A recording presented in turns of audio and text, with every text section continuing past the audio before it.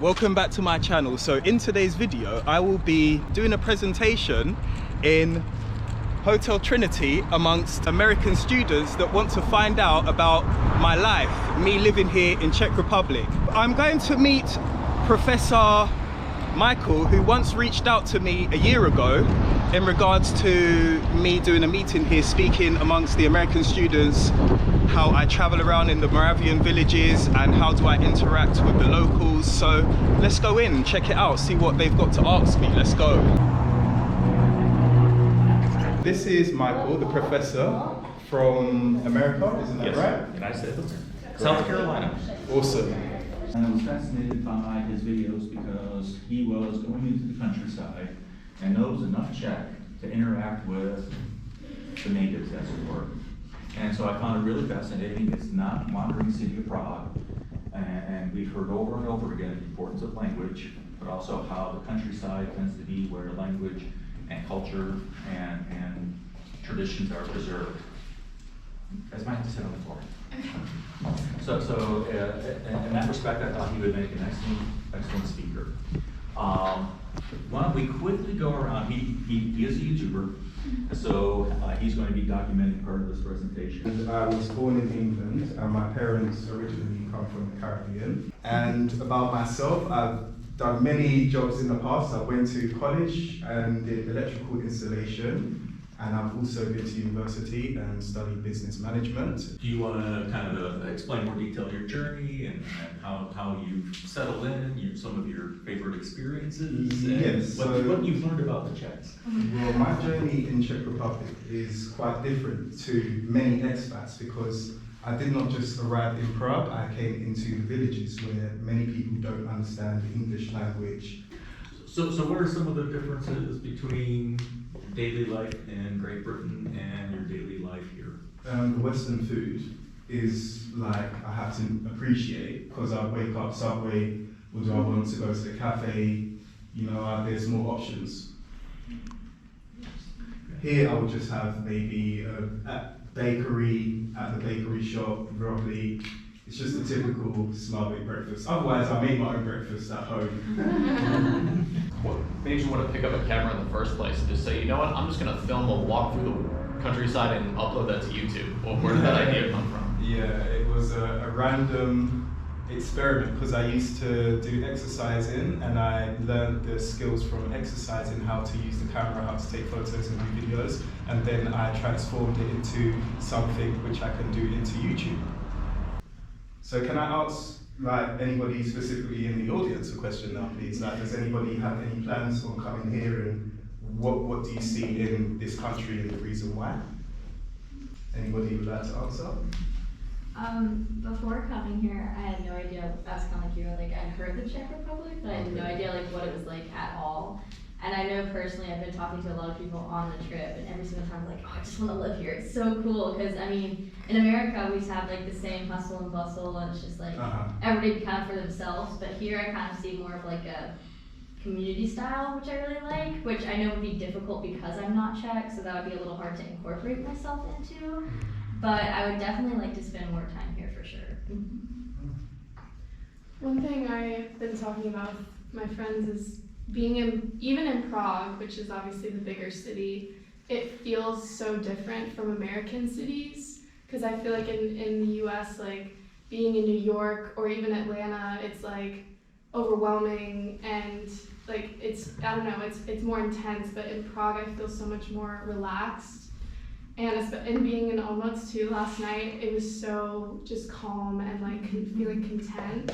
Meanwhile, being in the States, I just feel like I'm always the people are I feel like people are looking at me or in the States. In the States, yeah. And I'm here being American in the Czech Republic is getting a totally we get stared. It's different. It's a different dynamic, but I also feel like people, the way that they keep to themselves and kind of do their own thing is nice. I think in the United States there's a lot of segregation also on economics. Mm-hmm. So when you were talking about the subdivisions, the subdivisions are built with a certain price range, and that basically then narrows who can live there. So we kind of get segregation by income, and then that also has racial and ethnic implications. Yeah. There are mixed neighborhoods, but there's also the economic components to it too. So that's the dangerous neighborhood because it's poor people. Because it's full of people. And a lot of what, when you were asking the question about the lack of shops and so forth in neighborhoods, what we talk about is structural inequality or structural racism, that it's built into the system where when neighborhoods or subdivisions pop up, they intentionally don't put in sidewalks. Where we talk about America not being walkable, that also translates into things like public transportation and kind of like the racial implications of lack of public transportation, or who takes public transportation. Whereas in Europe, everyone takes public transportation. There's kind of a racialized and economic stigma about public transportation, grocery stores in neighborhoods and so forth. So, yeah. Is that everywhere in America? Pretty much. Particular places. In the city, no? Yeah. Well, like being in the South, it's especially bad. So the bus routes, they run once an hour, and the bus stops are just a sign in the ground. So you have to stand on the grass on the curb. No shelter if it rains. Very, very seldom. Okay. And part of that is because there's the assumption of poor people take transportation, and we don't want to encourage poor people or see poor people. So we minimize the investment. Our neighborhood, I have a relatively new neighborhood, there's only a sidewalk on one side of the street. So how do the bus drivers get paid then if they think poor people catch bus? Bus drivers only make what, like I think $20,000 or $30,000 a year. So where there is a distinct stigma against public transportation. 5 million people, there are only 2 train lines. And there's an extensive bus route, but they share the streets with cars. So everyone drives in Atlanta, everyone have to drive, which is why like our interstate, the interstate in Atlanta is like I think 8 lanes. It can be 8 lanes and still it gets clogged up from 3 p.m. to 8. That's a lot like how it is in America. Like I know, it's funny when you look at like the generational differences, because like when my parents talk about like being young, their parents let them go miles away and do whatever as long as they came back at the end of the day. Whereas my parents, like, I could not leave my yard. If I saw a car pass more than twice, I had to go inside. Like I was taught to be very observant as a child, but like in a way that scared me. So like even as a child, they told me to be afraid of people, like just in general, like a nice person, exactly, stranger danger. So like if someone came up and talked to me, I was not supposed to talk to them at all, which is very hard because I like talking. But like I completely understand that. Yeah. And that started in the 1980s. I remember as a kid, wanting, we go out and play, but there were so many scares. I mean, I think, we had those numbers of serial killers and so forth. And so by the 80s, and then there were like all these scares about like Halloween. And so by the 80s, by the early to mid 80s, everyone had just been like, okay, this is how you keep your kids safe. And so it just kind of stopped. Where now you look at how the way even houses are built, all of your life happens in the backyard, not the front. And in these subdivisions, you don't see kids playing in the street, or it all happen, like you'll see the playgrounds that they've built and set up in the backyard. And all the yards are fenced in. It's a little bit of like, some people don't want to socialize because they're still nervous about, some people are still very nervous about COVID. And some people really enjoy that isolated, just with their family thing, and they don't want to go out. But some people are trying to compensate for so many months of no social contact, so they want to do lots of things. They always want to go out, and always want to meet new people. Yeah, there's more travel. Like I feel like everyone we know right now is in Europe traveling because this is the first. Didn't get to travel. Yeah, because we didn't get to study abroad. Great. I didn't do study abroad in college. I couldn't afford it.